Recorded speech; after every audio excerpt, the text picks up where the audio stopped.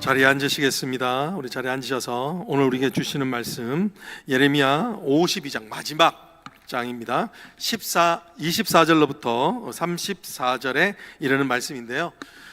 원래 예레미야서가 다 끝나면 책거리를 한다고 그래요. 왜냐하면 너무 어려운 말씀이어서 어려운 말씀의 제일 마지막을 읽습니다. 여러분 같이 한번 교독하시면서 오늘 말씀을 묵상하도록 하겠습니다. 제가 먼저 봉독해 올립니다. 사령관이 대제사장 스라야와 부제사장 스바냐와 성전 문지기 세 사람을 사로잡고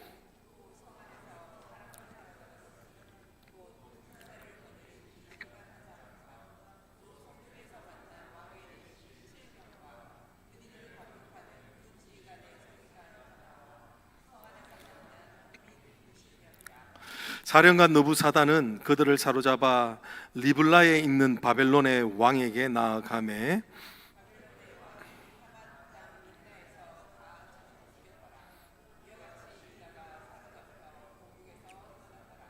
느부갓네살이 사로잡아 간 백성은 이러하니라. 제7년에 유다인이 3023명이요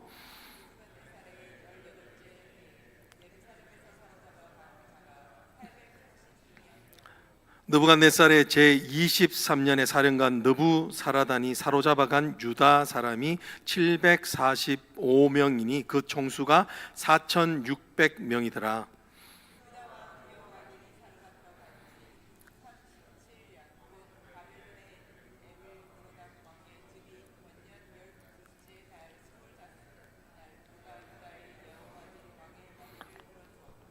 문을 더 금속에서 풀어주었다.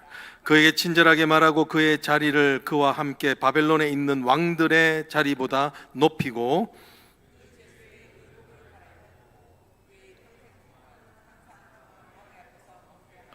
합독하실까요? 그가 날마다 쓸 것을 바벨론의 왕에게서 받는 정량이 있었고 죽는 날까지 곧 종신토록 받았더라. 아멘. 네, 오늘은 감옥에서 풀어주었더라라고 하는 말씀의 제목으로 여러분과 함께 말씀을 함께 나눕니다. 오늘 회복에 대한 말씀입니다. 회복은 어디서 오는가? 회복은 어디에서 온가? 우리로부터 오는 것이 아니라 하나님으로부터 온다는 거죠. 여러분, 우리가 하나님의 회복이 끝까지 이루어지는 걸 보지 못할 때라도 회복은 시작이 됩니다. 그것이 언젠가 하나님의 진심을 알 때라는 거예요. 하나님의 진심을 알 때. 여러분 사람의 진심을 아는 게 참 중요한 것 같습니다. 여러분 제가 사투리를 쓰지 않아서 제가 대구 사람이란 걸 잘 모르시겠지만 저는 대구 출신의 경상도 사람입니다. 경상도 아버지, 무뚝뚝한 아버지 밑에서 자랐는데 저희 아버지가 한 번은 어릴 때 제가 초등학교 3학년 때 어느 날 갑자기 외출할 테니까 외출 보고 입고 나오라고 해서 어디를 가는지 뭐를 하는지 영문도 모른 채 따라갔던 적이 있었더랬습니다. 근데 아버지를 따라가는데 문득 무슨 생각이 드냐면 그 당시에 어린이 유아 납치 사건 이런 것들이 많이 있었습니다. 그래서 불안한 마음에 혹시라도 아버지가 말을 안 해주고 가시는 게 혹시 내가 하도 말을 안 들으니까 나를 그냥 팔아버리시려는가 싶은 그래서 그런 두려운 마음으로 따라가고 있었습니다. 근데 마지막 도착한 것은 당시 대구의 중심가에 있는 동성로라고 하는 곳에 있는 금은방으로 저를 데려가셨습니다. 그리고 거기서 제 생애 처음에 첫 시계를 사주셨어요. 저희 아버지가 어릴 때 그 할아버지가 너무 일찍 돌아가셨기 때문에 늘 그런 자식 때 이렇게 그때마다 받아야 되는 것도 못 받으셨던 거죠. 예를 들어서 초등학교를 졸업할 때는 그죠 시계를 사주고 중학교를 졸업할 때는 뭐 다른 양복을 사준다든가 뭐 이런 것들을 해야 되는데 못 받았기 때문에 그게 너무너무 아쉬워서 아들한테 미리 시계를 빨리 사주고 싶으셨던 거예요. 근데 그게 일종의 경상도식 서프라이즈 이런 것들을 하셨던 거죠. 근데 저는 그 아버지의 마음을 알지도 모르고 어떻게 생각했냐면 아버지가 나를 납치해서 어디 팔라고 그러시는가 보다 이렇게 생각했던 것들이 기억이 납니다. 그래요. 진심, 본심을 알지 못하면 오해하기 마련입니다. 네. 여러분 우리는 하나님의 마음을 얼마나 알까요? 하나님의 진짜 본심. 그래서 어떤 신학자는 뭐라고 이야기하냐면 성경의 목적은 뭐냐면 하마알 하나님의 마음 알기라고 이렇게 이야기를 합니다.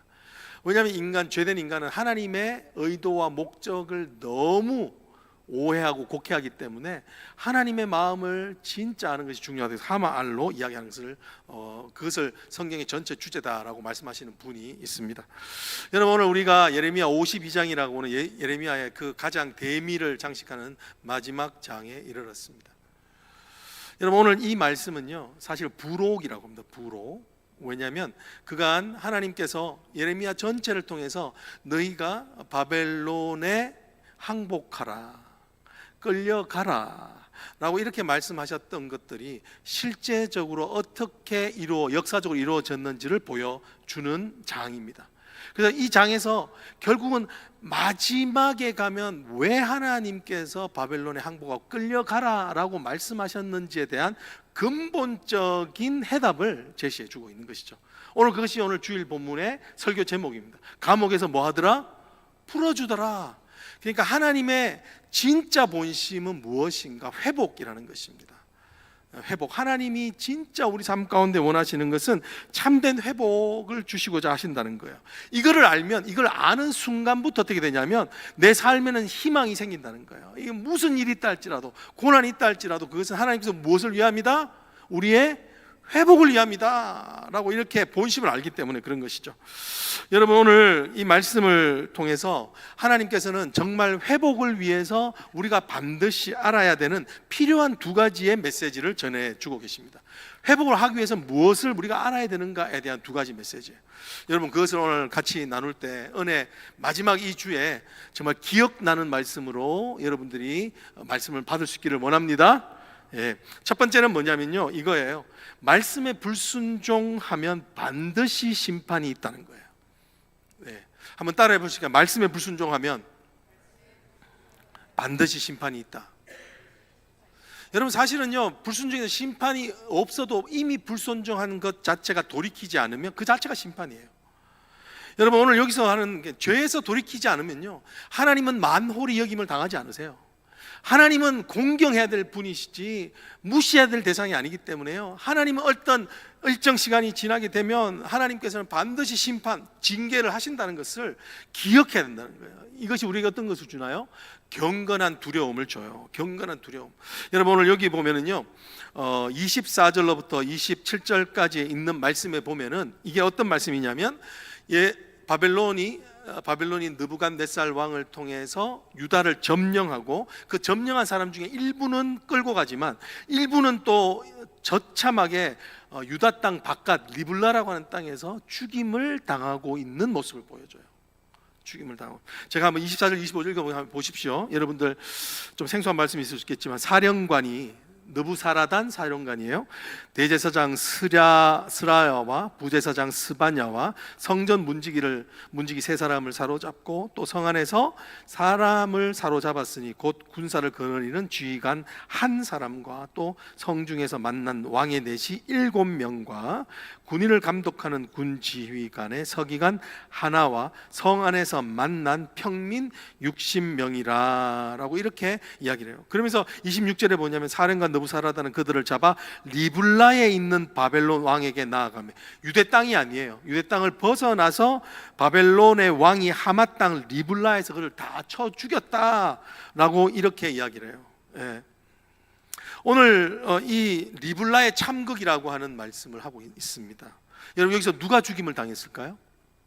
여기 보면요, 자세히 보면은 종교 리더들과 또 정치 리더들 그리고 군대의 리더들이 죽임을 당하는 것 같아요. 그런데 먼저 모든 수장들을, 리더들을 먼저 죽였구나 이럴 수 있는데 그게 아니에요. 그 25절에 보면요, 성 안에 있었던 평민도 60명이나 잡아가서 죽였다. They killed the lay people, about 60명이나 된 사람 죽였다라는 거예요. 여기가 의미하는 게 무엇인가? 이 왜 성 안에 있었는가? 그죠? 사실은요, 하나님의 말씀에 불순종하여 바벨론에게 항복하라고 했음에도 불구하고 끝까지 하나님의 말씀에 불순종한 자들에게 심판이 내리고 그들은 다 죽었다. 성 안에 남아있던 자들은 다 죽었다라고 이렇게 이야기를 하고 있는 거예요. 여러분, 오늘 이 말씀이 분명히 말씀하고 있는 거예요. 여러분, 하나님의 심판이 무섭다라고 말씀하고 있는 거예요. 여러분, 오늘 이것을 알아야 됩니다. 우리가요 정말 하나님의 말씀에 죄에서 돌이키지 않으면요 그에 대한 상응되는 결과가 우리 삶 가운데 반드시 일어난다. 관계로 일어나고, 자녀에게 일어나고, 가정으로 일어나고, 교회로 일어날 일들이 분명히 있다라고 이렇게 말씀하시는 거예요.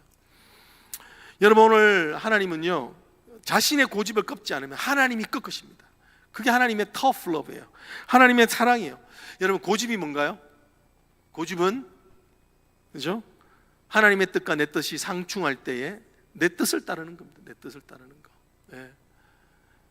그냥 내 뜻이 하나님 뜻보다 더 좋아 보이기 때문에 그런 거죠. 우리 그 재밌는 얘기가 있잖아요.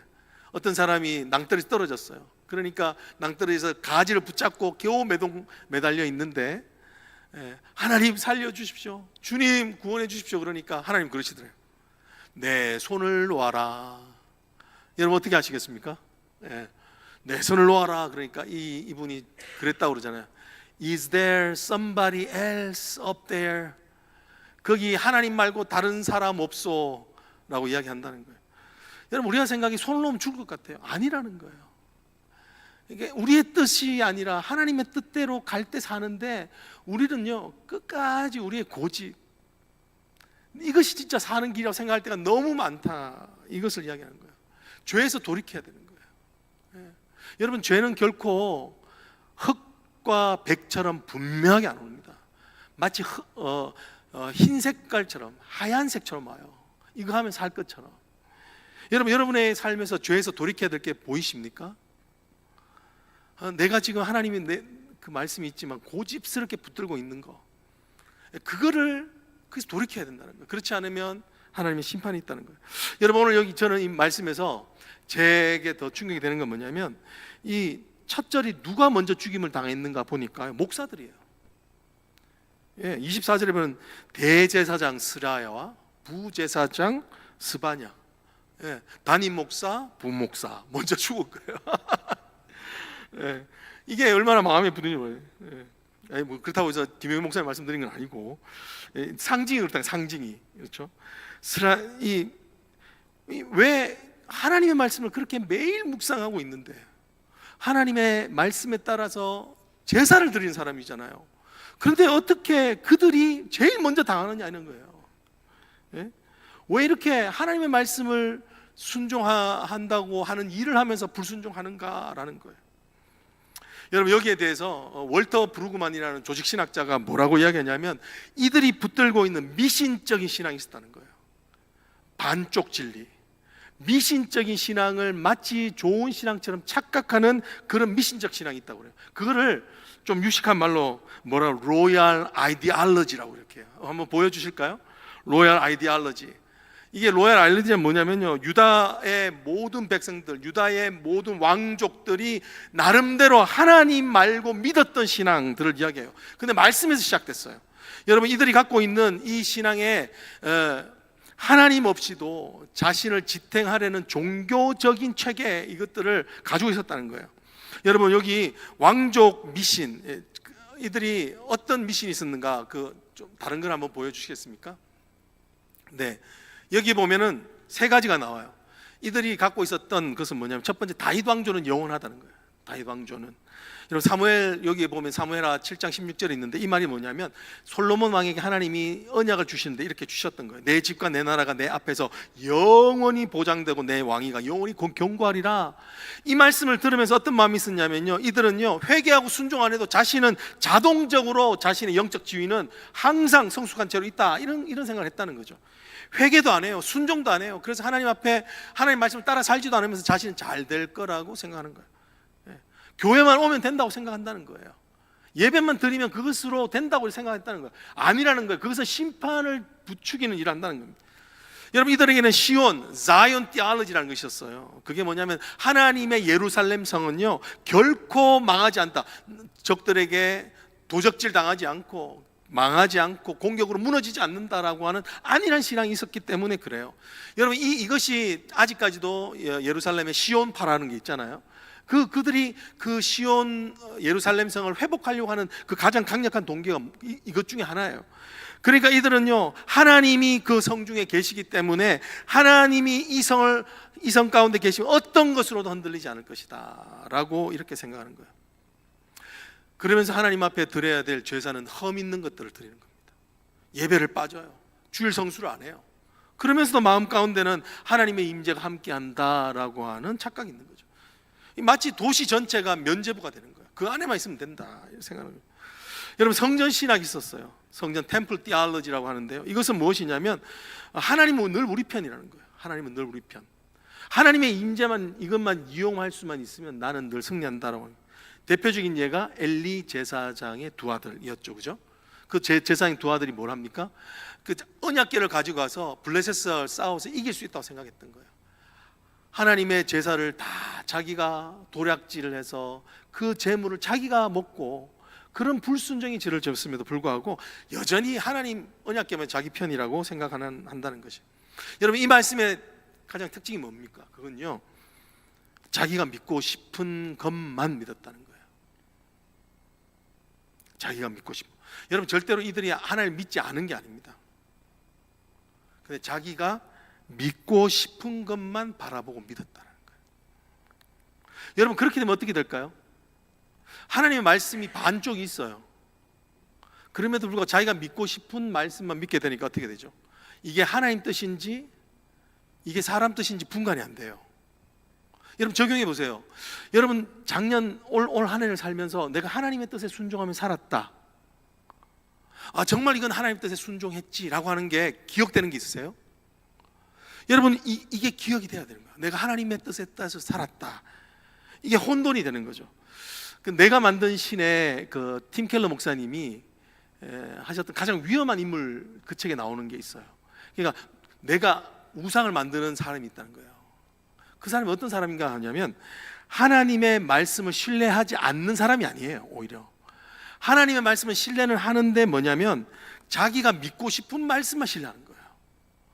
그래서 이렇게 말을 해요. The problem was that, not that they trusted the words of God, but they trusted selective verses. 자기가 원하는 것만 믿어서, 그러니까요, 자기가 말씀을 만드는 거예요. 이게 위험하다는 거예요. 여러분, 이게 왜 위험할까요? 자기가 말씀보다 위에 있기 때문에 그래요. 자기가 말씀을 조종하기 때문에 그래요. 여러분, 죄송하지만 가톨릭에서의 미신적인 이 경향이 이거예요. 하나님 말씀을 최고에 둬야 되는데 그것이 아니라 말씀을 최고로 해석할 수 있는 것은 교황권에 둔 거예요. 그러면 결국은 말씀이 어디 있죠? 사람보다 아래에 있어요. 이게 교만이에요. 여러분, 교만이 하는 일이 뭡니까? 교만은요, 우리에게 말씀을 불순종하게 해요, 결국은. 여러분, 오늘 말씀에 왜 이렇게 말씀에 대해 순종치 않는가? 왜냐하면 말씀에 순종하는 자기 부인이었기 때문에 그래요. 여러분, 진짜 내가 말씀을 순종했다 어떻게 알 수 있을까요? 내가 내 자기 부인을 하느냐예요. 내가 내 생각을 내려놓느냐예요. 여러분, 한 해를 지나면서 내가 정말 하나님의 말씀에 순종했다 언제 알 수 있는가? 내가 내 생각을 내려놓았던 것, 내 계획을 내려놨던 것, 오늘까지는 이 계획이지만 하나님이 내일 말씀하시면 그 계획을 내려놓을 때만 하는 거예요. 근데 그게 없는 거죠, 우리 삶 가운데. 여러분, 이것이 바로 오늘 말하는 왕권 이데올로기적인 미신이에요. 왕권들. 결국은 미신을 뭐라고 아까 월터 브루그만이 보여줬는데 뭐냐면 하나님 없이도 자신을 지탱하려는 종교적 우상이에요. 여러분, 왜 하나님 말씀에 순종하는 내 뜻이 더 중요하기 때문에 그래요. 결국은 이 깊은 속에는 하나님보다도 자신이 높아지려는 교만이 있는 거예요. 이 교만이 딴 게 아닙니다. 내 뜻을 따르는 거예요. 여러분, 한번 적용해 보세요. 여러분, 우리가 왜 기도할까요? 여러분, 기도하는 이유가 뭡니까? 내 뜻을 하나님 뜻에 맞추기 위함인가요? 하나님을 내 뜻에 맞추기 위함인가요? 뭐 이렇게 말하면 또 너무 빤한 얘기 같죠. 다르게 표현해 볼게요. 여러분, 하나님께 기도해서 내가 원하는 것을 다 받아서 하나님도 필요 없는 삶이 되기를 원하는 마음 아니냐는 거예요. 그렇게 어떻게 드러나죠? 열심히 기도하던 분들도 응답되면 새벽 예배 안 와요. 이것은 마치 로얄 아이디올로지와 같은 거예요. 마치 내 신앙이, 그죠? 하나님이 필요한 정도. 그래서 팀 켈러는요, 이 counterfeit God에서 뭐라고 이야기하냐면, 이 우상, 종교라는 우상은 하나님을 노골적으로 거부하는 것이 아니라 하나님을 이용해서 하나님 없이도 안전하다고 느끼게 만드는 것이다. 기도가 정말 잘 되었다면 기도할수록 주님께 더 의존해야 돼요. 기도할수록 더 예배의 자리, 기도의 자리가 사모되어져야 되는 거예요. 근데 기도하면서 딱 응답되면 안 하는 이유는 뭐냐면 내가 원하는 걸 다 얻었기 때문에, 하나님이 이용하는 수준에 있기 때문에 그래요. 여러분, 정말 내가 이거 분명히 기억할 수 있겠는데, 내가 정말 하나님 말씀에 순종하고 있다 아는데 어떻게 아는가? 내 생각을 내려놨냐는 거예요. 내 계획을 내려놓았냐? 한 번이라도 나를 자기 부인하는 거예요. 여러분, 그렇기 때문에 내년도 우리 교회 표어가 뭐다? 나는 날마다 죽노라. 한번 따라, 나는 날마다 죽노라. 예, 이제 내년에 계속 죽노라를 이제 들으실 겁니다. 예, 나는 날마다 죽노라. 그 말은요, 죽자는 말이 아니에요. 엄밀하게 살자는 거예요. 뭐 하면 살자? 내 죄가 활동하는 부분, 거기서 죄를 죽여서 진짜 살자. 여러분, 성경이 말하는 진짜 생명력은 뭐냐면 죄가 권세를 내 삶 속에서 잃는 겁니다. 죄가 사라지는 거예요. 죄가 능력을 발휘하지 못하는 만큼 내가 회복하는 거예요. 내 안에 교만이 죽으면요, 겸손의 능력이 일어나서 모든 사람과 화평하게 돼요. 내 마음에요, 낙담이 죽으려면 뭐냐면, 내가 내 인생 세워 사는 과부의 영, 고아의 영이 죽을 때, 하나님을 의지하는 그 능력이 커질 때 내가 진짜 평안한 거예요. 그러니까 이 나의 교만이 죽고 내 낙담이 죽고 내 계획이 죽으면 하나님이 내 삶 가운데 역사하시기 때문에 내가 살자는 거예요. 다시 한번 해보세요. 나는 날마다 죽노라. 제가 이거 이렇게 하니까 어떤 분은 남편을 보면서 나는 날마다 죽노라 뭐 이러더라고요. 네가 죽으라 이 말이에요. 그러면 안 돼요. 나는 날마다 죽노라 이거예요. 여러분, 우리가 잘 죽는, 죄에 죽는 은혜가 있기를 주님 축복합니다. 그렇지 않으면 심판이 있습니다. 심판. 내가 죽은 데서 생명이 싹트는 거예요. 두 번째는 무엇이냐면, 하나님의 말씀에 순종하면 반드시 회복이 있다는 거예요. 한번 따라해요. 하나님의 말씀에 순종하면 반드시 회복이 있다. 여러분, 새로운 말씀이 아니죠. 야, 목사님 설교하기 참 쉽다. 옛날에 했던 거 그대로 우려내서. 근데 이 말씀이 그 말씀이에요. 하나님의 말씀에 순종하면 반드시 회복이 있다는 걸 믿으십니까? 이 회복은 하나님의 말씀이 하는 것이다. 하나님의 말씀이 내 삶에서 회복되면 그게 회복이라는 거예요. 여러분, 오늘 여기에 보면은 바벨론으로 잡혀가는 사람들의 명부를 또 이렇게 적어놓고 있어요. 숫자를 적어놓고 있어요. 28절부터 30절 한번 같이 한번 읽어볼까요? 여러분, 이 말씀 아마 한 1년에 한 번 정도 읽을 수 있는 말씀일 거예요. 같이 한번 읽어보시죠. 시작. 느부갓네살이 사로잡아간 백성은 이러하니라. 제7년에 유다인이 몇 명? 3023명. 그리고 두 번째, 느부갓네살의 18째 해에 예루살렘에 살아간 자가 830명이죠. 그리고 30절, 느부갓네살의 제23년 사령관 느부사라단이 사로잡아간 유다 사람이 745명이니 그 총수가 몇 명이라고요? 4600명. 여러분, 이거 4,600명 꼭 기억할 수 있기를 바랍니다. 4,600명이 세 차례에 걸쳐서 잡혀가요. 돌아오는 것도 고레스 왕 5년 때에 3번에 걸쳐서 돌아와요. 잡혀가는 것도 3번, 돌아오는 것도 3번. 여기 쉽죠, 그죠? 근데 총수는 4,600명이 돌아온다라고 이렇게 이야기합니다. 여러분, 이 말씀이 의미하는 것은 암담한 현실에 처해졌다는 거예요. 종되어 사는 현실. They became slave. For how long? 70 years. 70년 동안 종으로 사는 철저하게 자유가 박탈된 어두운 현실의 삶, 고난의 삶을 살게 했다라고 이렇게 이야기합니다. 여러분, 근데 오늘 이야기가 진짜 의미하는 게 뭘까라는 거예요. 왜 하나님은 이 잡혀가는 명단을 이렇게 자세하게 적으셨다는 거예요. 하나님의 마음을, 본 마음을 52장 31절에 드러냅니다. 하나님이 하고 싶은 말이 뭔가? 31절 한번 읽어볼까요, 여러분? 하나님이 이 말이 오늘 핵심이에요. 같이 읽습니다. 시작. 유다 왕 여호아긴이 사로잡혀 간 지 37년 곧 바벨론의 애월 무로닥 왕의 즉위 원년 12째 달 25째 날 그가 유다의 여호와긴 왕의 머리를 들어주었고 감옥에서 뭐 했더라? 풀어주었더라. 여러분, 오늘 묶이는 것을 이야기하는 이유가 있습니다. 그것은 풀어주기 위함이었다라는 걸 말씀하고 싶은 거예요. 여러분, 2025년에는 우리가 우리 삶 가운데 묶인 것이 많았습니다. 여러분, 간절히 바라는 2026년은 여러분의 삶에 묶여있는 것이 풀려지는 역사가 있을지어다. 풀어주는 역사, 이게 얼마나 하나님의 은혜의 역사를 말씀해 주고 있어요. 여러분, 지금 이 여호야긴, 또 김씨로 끝나는 여호야김도 있어요. 근데 이분은 여호야긴이에요. 근데 이 여호야긴은 세조처럼 왕위의 이름이에요. 태조, 세조, 이성계처럼 이 사람의 이름이 뭐냐면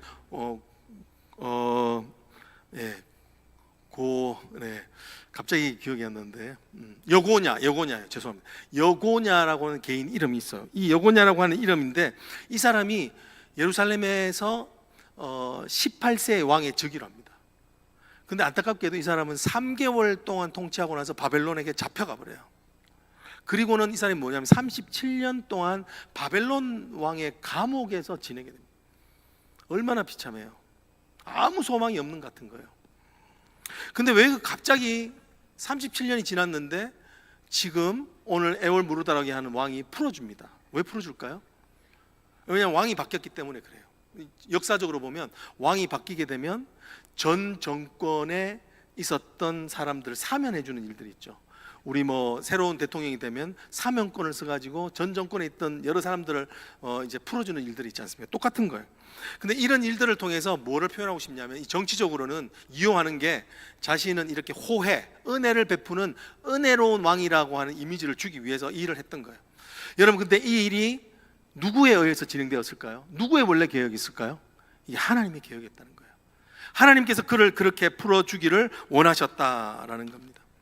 이것의 영적인 의미가 무엇인가? 그것은 바로 여기서 의미하고 있는 게 뭘까요? 하나님의 구원 역사는 끝나지 않았다는 거예요. 인간의 모든 실패와 어려움 가운데 있지만 하나님의 구원 역사는 절대로 끝나지 않았다. 37년을 죄수로 지냈지만 이제 다 끝났다고 생각했지만 끝난 게 아니다. 하나님이 보시기에는 절대로 끝난 게 아니다. 어떤 인생도 목숨이 붙어 있는 한 저 사람은 가망이 없다 라고 말할 수 있는 사람은 없다는 거예요. 왜냐하면 하나님께서 포기하지 않기 때문에 그렇다는 거예요.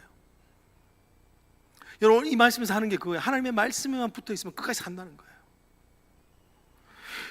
여러분, 오늘 우리가 자주 하는 말이 있어요. 지속된 실패를 경험하고 그리고 변화가 없는 그런 상황을 겪으면서 우리 스스로에 가장 많이 하는 말은 뭐냐면, 이젠 다 끝났다. 이제 저 사람은 소망 없다, 이 말이에요. 근데 여러분, 은혜의 관점에서 우리는 감히 어느 누구도 저 사람은 끝났다, 이제 이 관계는 끝이다, 이제 나는 소망 없다 할 수 있는 감히 교만한 자는 없다는 것을 이야기하는 겁니다. 하나님이 결코 끝나지 않았다는 거예요. 네. 여러분, 우리 지난 2025년에 매일매일 시도했지만 실패했는 여러분의 다이어트가 끝나지 않은 줄 믿습니다. 다이어트가 끝나지 않은 건 난 늘 이제 끝났다 아니라는 거예요. 늘 운동을 계획하지만 또 못해서 올해도 끝났다 아니라는 거예요. 여러분, 성경 독독반에 성경 읽겠다고 해서 안 읽으셨던 분들 다 끝났다 아니라는 거예요. 지금 아직 며칠 남았죠. 몰아서 읽으십시오. 여러분, 오늘 하나님의 말씀을 들으십시오. 정말 실망스러운 남편을 보면서 변하지 않을 것 같은데 이젠 끝이다, 이게 없다는 거예요. 너무너무 한심한 자식을 보면서 저 자식 어떡하나, 이젠 저 자식 안 되겠다, 그런 건 하나님 앞에 없다는 거예요. 여러분, 늘 우리의 자존감을 떨어뜨리는 반복적인 죄, 나는 이거 정말 어떻게 벗어날 수 없구나 하는 그 낙담과 절망 있잖아요. 어두운 절망. 그 끝이 아니라, 그 끝이 아니다. 하나님이 살아계시나 그것은 끝이 아니다라고 말씀하시는 거예요. 여러분, 이 하나님의 마음을 좀 여러분들이 알았으면 좋겠습니다. 여러분, 하나님도 여러분을 포기하지 않습니다. 여러분의 자녀도 포기하지 않습니다. 여러분이 가장 낙담스러운 그 상황에서 하나님은 결코 끝나지 않았습니다. 그걸 말씀하시는 거예요. 여러분, 한번 옆에 분 보면서 인사하십시다. 당신 끝나지 않았습니다. 시작. 예, 다시 하면 돼요. 여러분, 다이어트 다시 하십시오. 다이어트 다시 시작하시고 말씀 읽는 다시 시작하십시오. 절대로 끝나지 않았습니다. 근데 여기서 질문이 하나 있습니다. 뭐냐면, 이 여호야긴이 한 게 있나요? 석방되기 위해서? 없어요. 물론 37년이라고 하는 그 고난 가운데 있는 것이 힘들었을 거예요. 절망했을 거예요. 그가 한 게 있다면 딱 두 가지입니다. 절망한 거 하고요, 두 번째는 뭐냐면, 원하지 않았지만 하나님이 원하는 자리에 있었다는 거예요. Whether he likes or not, he was in the place where God wanted him to be. 하나님이 원하는 바벨론에게 복종해서 끌려가는 자리에 있었다는 거예요. 그러니까 그 삶에서 가장 한 가지 하나님을 기뻐하게 하는 건 뭐냐면, 하나님이 원하는 대로 항복했다는 겁니다. 여러분, 오늘 이 4,600명의 이름을 왜 기록하시는가? 그들이 한 게 하나 있다면, 의도치 않게 하나님이 말씀하시는 바벨론에 항복해서 끌려가는 그 말씀 순종을 했다는 거예요. 그것밖에 없어요. 여러분, 이게 위로가 되지 않습니까? 여러분이 할 수 있는 게 고난에 있으면 되는 거예요. 뭔가를 많이 하려는 게 아니라 하나님께서 허락하신 그 고난의 자리에 머물러 있는 게 순종이에요. 그게 하나님이 계획하신 디자인이기 때문에 거기 있는 거예요. 저는 여러분들에게 엉뚱한 적용을 2026년에 하기를 원합니다. 그것은 뭐냐면, 하나님이 불러놓으신 그 고난의 자리에서 머물러 있으십시오. 종되어 사십시오. 괴롭더라도 거기에 도망가지 마십시오. 여러분, 그게 하나님이 지금 원하는 자리이기 때문에 그래요.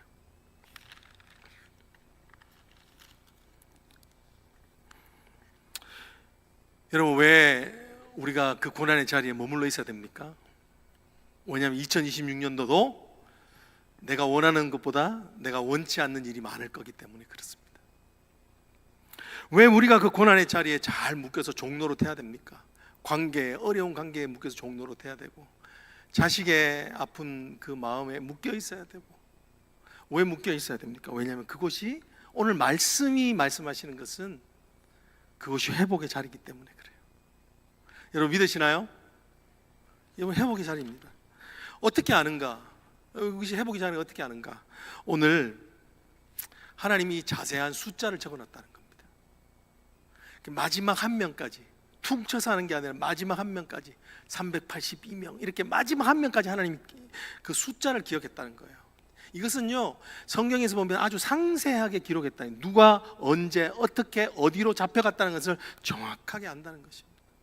여러분, 하나님이 기억하신다는 것은 단순히 잊지 않았다는 뜻이 아닙니다.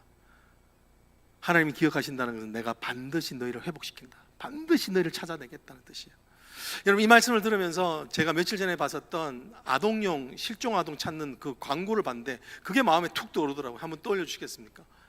이게 초상권이 있기 때문에 아이의 얼굴을 지웠긴 했는데요, 이 지금 실종 아동을 찾습니다, 실종 신고해 주십시오라고 말하면서요, 지금 이 부모가 적은 거 보세요. 아이의 내력을 얼마나 상세하게 적었는지 몰라요. 어떤 키고, 어떤 옷을 입고 나갔고, 앞에 이는 어떤 모양이고, 이런 식으로 어떤 색깔의 옷을 입고 나갔고, 어떤 식의 말투를 하고 상세하게 적어 놓은 거예요.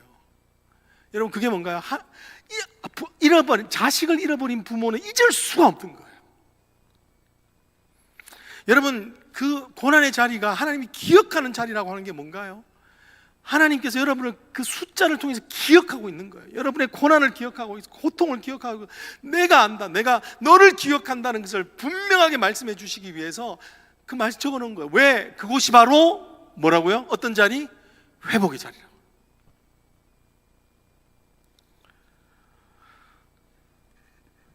여러분, 우리 2026년도에 내 고난의 자리에서 눈물을 흘릴 수 있기를 원합니다. 고통의 눈물만 흘리는 것이 아니라 제가 드리는 말씀은 하나님이 나를 기억하는구나. 여러분, 그 기쁨의 눈물들이 터져 나오기를 주 여러분 축복합니다. 그러면 살아요. 여러분, 고통을 이겨요. 여러분, 우리가 잡혀가서 고난의 자리에 머물러야만 회복되는 게 있어요. 그 대표적인 예가 땅이에요. 땅. 여러분, 왜 하나님께서 70년을 바벨론에 사로잡게 했을까요? 오늘 역대하 36장 21절은 분명히 뭐라고 말하냐면 그 땅이 회복하기 위함이라고 해요. 제가 한번 읽어볼게요. 왜 70년인가라는 겁니다. 보세요. 이에 토지가 황폐하여 땅이 안식년을 누림같이 안식하여. 여러분, 파괴되고 성이 무너지고 성벽이 무너지니까 그 땅을 아무도 기경하지 못하는 거예요. 그러니까 그 땅이 뭐 한다고요? 안식하는 거예요. 왜냐하면 하나님의 말씀을 불순종한 이 백성들이 했는 게 뭐냐면 안식년을 지키지 않았어요. 그러니까 이 기간 동안요, 거의 한 490년이라고 그러는데 490년 동안 이 땅을 착지했던 겁니다. 한 번도 쉬지 않게 계속 땅을 착지했던 거예요. 그런데 오늘 하나님께서 이 70년이라고 하는 시간을 주셔가지고 그 땅을 회복하는 겁니다. 왜 70년인가? 어떤 학자는 그렇게 이야기를 합니다.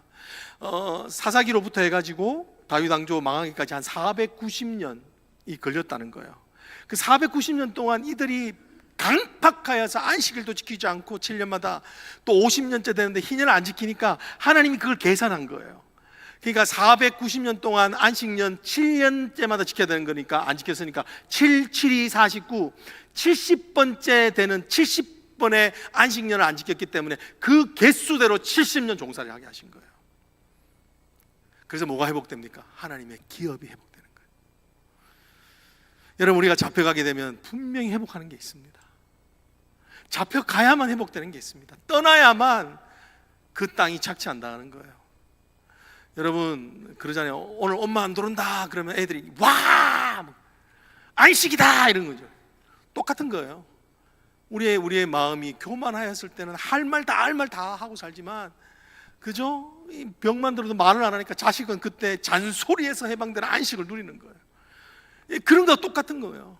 하나님께서 잡혀가야만 깨닫게 되는 안식, 우리의 자녀들이, 내 신앙이 진짜 안식하게 되는 일이 있다는 거예요. 여러분, 두 번째, 이게 왜 잡혀가야만 회복되는 게 뭔가, 이게 이제 중요합니다. 이걸 설교할 게 많지만 여러분들 한번 띄워만 주시면 좋겠습니다. 바벨론에 잡혀가게 되면서 네 가지를 회복합니다. 그게 말씀 중심의 삶으로 바뀝니다. 여러분, 율법 연구가 더 본격적으로 시작됩니다. 여러분, 성전이 없으니까 허례허식 그냥 건성으로 예배 드리는 것을 할 수 없게 되죠. 그러니까 이들이 뭐를 마음 가운데 갈망하게 되냐면 말씀을 더 중요하게 생각하게 됩니다. 율법을 강조하게 돼요. 여러분, 이때 이 기간 동안에 유일하게 새로운 직종이 하나 생깁니다. 그게 뭐냐면 바리새인이에요. 바리새인이란 말이 뭐냐면 성경학자라는 뜻이에요. 첫 성경학자가 누구게요? 에스라예요. 에스라. 이때 에스라가 하나님의 말씀을 가르치는 것을 작정하였더라라고 그렇게 에스라서에 나와요. 그러니까 이 바벨론의 기간 동안에 하나님 앞에 예배할 수 없는 상황이 되니까 말씀에 침잠해 살아가는 거예요. 여러분, 이때 같이 갔었던 선지자 중에 한 명이 에스겔인데, 에스겔이요, 그 가하면서 동시에 회복하는 게 있는데 하나님의 영광을 보기 시작합니다. 그 땅에서. 그러면서 그가 계속 강조하는 게 뭐냐, 여호와의 율례라, 여호와의 율례라, 여호와의 율례로다 라고 말씀하면서 말씀이 얼마나 우리를 살리는지를 보게 되는 거예요. 그러면서 내 인생을 이끌어가는 것은 내가 아니라 말씀이구나를 깨닫게 되는 이 율법이 강조되기 시작합니다. 여러분, 지난 설교 때 말씀드렸던 것처럼 또 뭐가 생기냐면 회당이 생겨요. 시나고. 이제 현대적으로 말하는 템플이 생겨지게 되는 거예요. 기도의 처소, 바벨론의 강가에서 들었던 기도가 갈증 가운데, 영적 갈망 가운데 생겨나게 됩니다. 여러분, 음식 규례가 지켜져요. Dietary law, restoration of dietary law. 그게 뭐냐면 우리 알고 있는 것처럼 다니엘 1장에 보면, 그죠? 제일 처음에 다니엘이 맞닥뜨렸던 위기가 뭐냐면 바벨론 왕의 신전에서 들어졌던 그 음식을 먹지 않겠다고 거부했던 거예요. 여러분, 하나님께서는요, 이들이 잡혀가는 것을 아시고 미리 다니엘을 먼저 잡아가게 하십니다. 그래서 미리 모든 유대인의 정체성을 주는 율법 준수에 관한 것을 영적으로 싸워서 아예 초토화시켜버립니다. 건들지 못하도록, 유대인의 국가는 망했지만 유다의 정체성을 건들지 못하도록 그들을 다니엘을 통해서 견고하게 공동을 세워버리는 거예요. 그러니까 다니엘은 뭘 하죠? 자기가 죽게 되었음을 알았음에도 불구하고 3번 예루살렘을 향하여 뭐 하더라? 기도하더라. 그러니까 그때부터요, 정말 다시 말씀과 기도가 영적으로 부흥하는 시기가 오히려 이때 되었다는 거예요. 더 재밌는 건 뭐냐면 이 바벨론으로 잡혀간 시기에는 유다가 우상 숭배를 했다는 기록이 없습니다. 여러분, 오늘 여기서 핵심이 뭔가요? 말씀이 회복되었다는 거예요. 말씀을 들을 수밖에 없는 환경 가운데 처하게 되니까 말씀을 듣는 것이 회복되어지고 말씀이 들려지는 삶이 회복되어졌다라는 것입니다. 여러분, 오늘 이들의 삶이 어떻게 회복됩니까? 결국 말씀을 순종하기 때문에. 여호와긴 왕이 어떻게 37년이라고 하는 그 어두운 시간 가운데서도 결국 해방됩니까? 말씀대로 되었기 때문에. 여러분, 우리가 내년 한 해를 또 살게 될 텐데 2가지를 기억했으면 좋겠습니다. 회복되는 인생이 되기 위해서 2가지를 기억하기를 원합니다. 그 첫 번째는 말씀에 순종하지 않으면 반드시 심판이 있다는 두려움입니다. 또 동시에 말씀을 순종할 때 하나님은 반드시 내가 끝났다고 하는 순간에도 하나님 회복시킨다. 그것을 기억할 수 있는 저와 여러분이 되어지기를 축복합니다. 우리 기도하겠습니다. 사랑의 하나님,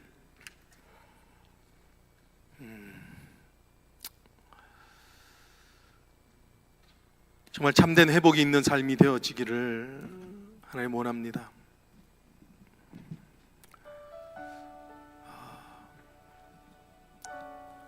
하나님이 원하는 곳에 있어야 하나님의 말씀이 우리를 살리는데, 하나님, 정말 우리의 삶이 Is there somebody else up there? 여전히 우리가 하나님 말고 다른 것들을 통하여 하나님 없이도 살아가는 삶을 사는 고집을 부리고 있지 않는지 돌아보게 하여 주시옵소서.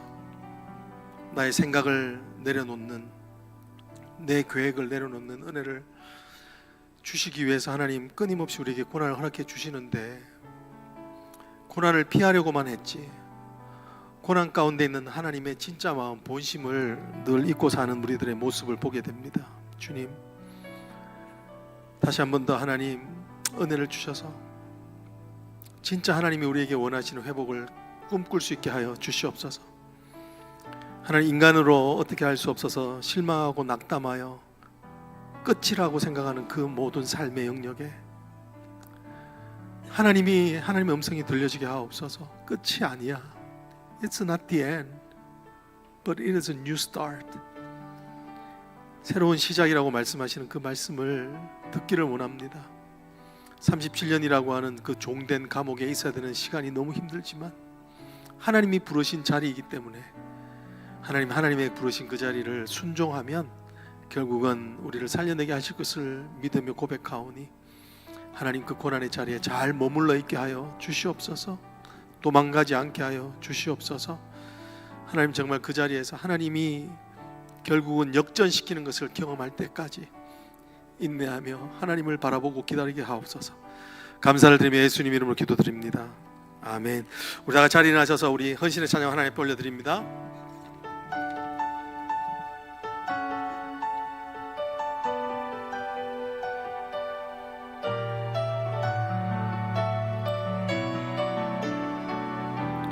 우리를 숨쉬게 하는 것은 주님의 사랑입니다.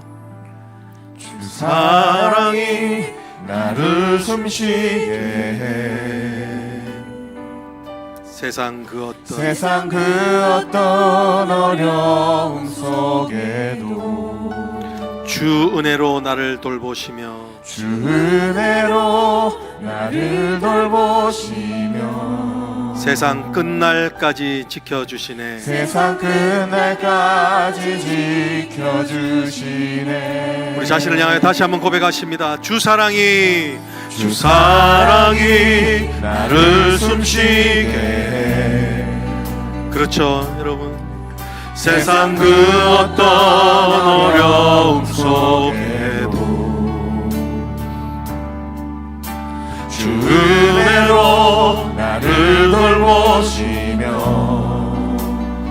세상 세상 끝날까지 끝날까지 지켜주시네.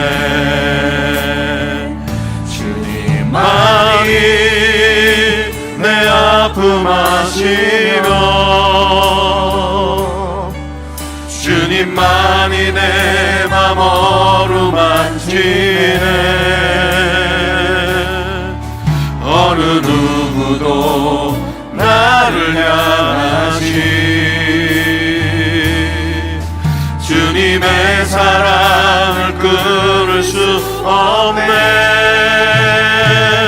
주님만이 내 능력이시며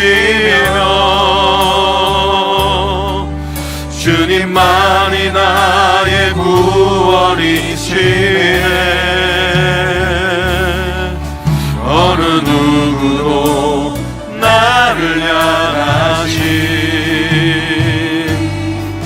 주님의 사랑을 끊을 수 없네. 주 사랑이 나를 이끄시네. 주 사랑이 나를 이끄시네. 내가 갈 수 없는 그곳으로 내가 갈 수 없는 그곳으로 주의 사랑 나를 돌보시며 세상 끝날까지 세상 끝날까지 노하시네. 주님만이 내 아픔 아시며 주님만이 내 맘 어루만지네. 어느 누구도 나를 향하시 주님의 사랑을 끊을 수 없네. 주님만이 내 능력이시며 주님만이 나의 구원이시네. 어느 누구도 나를 향하시 주님의 사랑을 끊을 수 없네. 주님만이 내 아픔하시며 주님만이 내 아픔하시며 주님만이 내 맘 어루만지네. 어느 누구도 나를 향하시 주님의 사랑을 끊을 수 없네. 주님만이 내 능력이시며 주님만이 나의 구원이시네. 어느 누구도 나를 향하시 주님의 사랑을 끊을 수 없네. 여러분, 우리는 우리의 능력으로 숨을 쉰다고 생각합니다. 근데 그거 아시죠? 모든 장기는 불수의건입니다. 내 뜻대로 움직여서 쉬는 것이 아니라 자기들이 알아서 움직이는, 그래서 자기들이 알아서 움직여야만이 우리가 숨을 쉬는 거예요. 그것은 다른 말로 하면 하나님께서 우리의 호흡을 주장하신다는 것입니다. 주사랑이 나를 숨쉬게 하는 겁니다. 주의 은혜가 우리를 숨쉬게 하는 겁니다. 절대로 우리의 능력이 아닙니다. 죽을 것 같아. 숨을 못 쉬는 것은요, 내 근육으로 내가 생활한다고 생각하기 때문에 있습니다. 여러분들에게 하나님께서 정말 세상 끝날까지 지켜주신다고 믿으십니까? 그러면 하나님에 따라서 살아야 되는 거예요. 여러분, 여기 보면 제가 은혜됐던 게 내가 갈 수 없는 그곳으로 인도하신다고 그래요.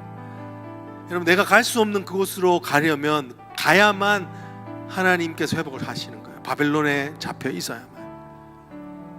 느부사라단이라고 하는 그 내 인생의 어려운 그 관계에서 머물러 있어야만, 감옥에 갇혀 있어야만, 그래야만 하나님께서 회복하시는 것이 있습니다.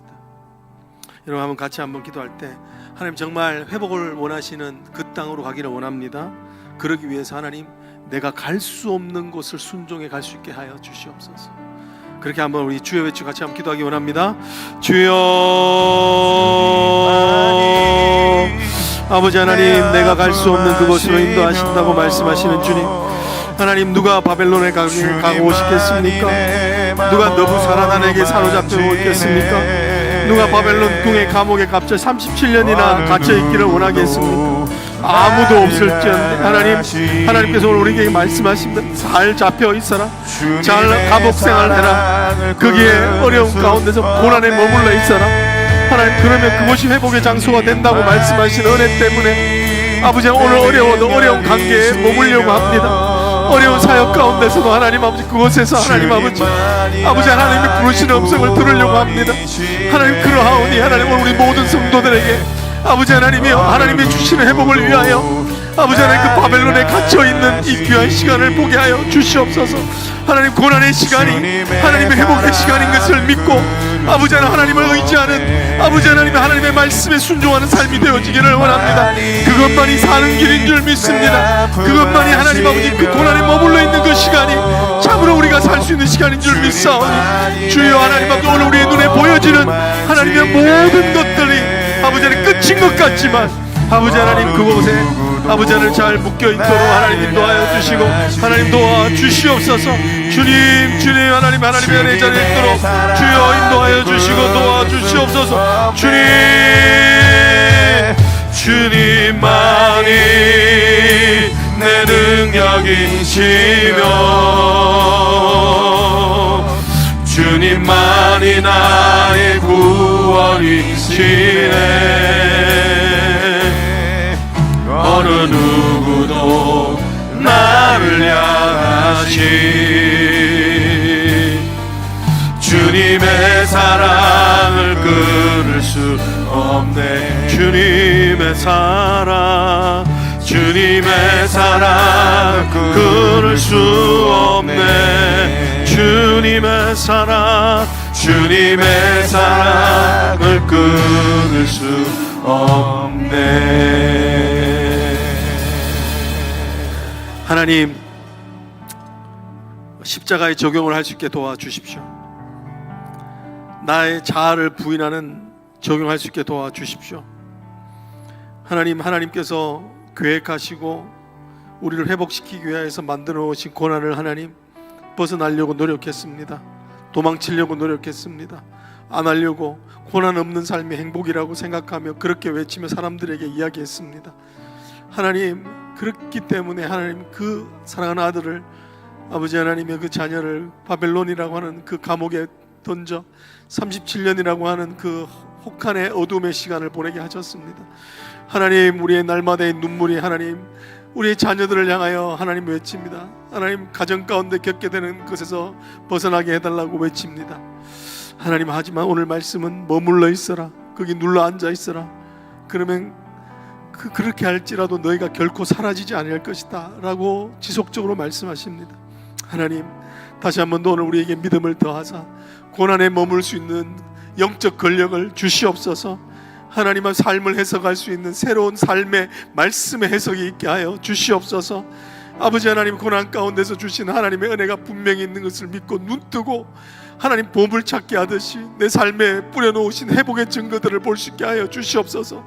엘리야가 하나님 비를 달라고 기도했을 때 하나님 손바닥만한 구름이 비치니까 이제 비를 주시겠다고 했던 그 믿음을 우리에게도 주셔서 아버지 하나님, 고난의 자리에서 하나님이 정말 회복시키는 것을 보게 하여 주시옵소서. 무엇보다도 말씀이 들려지게 하여 주시옵소서. 오늘 우리에게 직격탄으로 말씀하시는 내가 너와 함께 한다고 말씀하시고, 아버지 하나님이여, 네가 갈 수 없는 그 두려움의 땅으로 내가 인도하여 너희를 회복한다고 하시는 말씀을 찬양을 통해, 매일의 큐티를 통해 볼 수 있도록 도와주셔서, 하나님 정말 2026년 내가 날마다 죽노라, 이 하나님 이 선포를 통하여 내 죄가 죽게 하여 주시고 교만이 죽게 하여 주셔서, 하나님 정말 하나님이 원하시는 아름다운 회복, 이 상 가운데서 누릴 수 없는 참된 회복을 하나님 우리의 모든 성도들 가운데 부어 주시옵소서. 다시 한 번 더 2025년 마지막 주일날 하나님 오늘 우리에게 주시는 말씀이 명확하오니, 하나님 이제 아버지 하나님의 말씀에 창념되는 인생이 될 수도 결단하는 시간들 있게 하여 주시옵소서. 지금은 우리 주 예수 그리스도의 은혜와 성부 하나님의 크신 사랑과 성령의 교통하심이 고난의 자리라 할지라도 그 자리가 하나님의 부르신 자리라는 것을 믿고, 우연하게 일어나는 일이 아닌 것을 믿고, 그곳에서 참된 구원의 영광을 누리기를 소망하고 인내하기를 결단하는 사랑하는 모든 성도들 머리 위에 이제부터 함께 계실지어다. 아멘.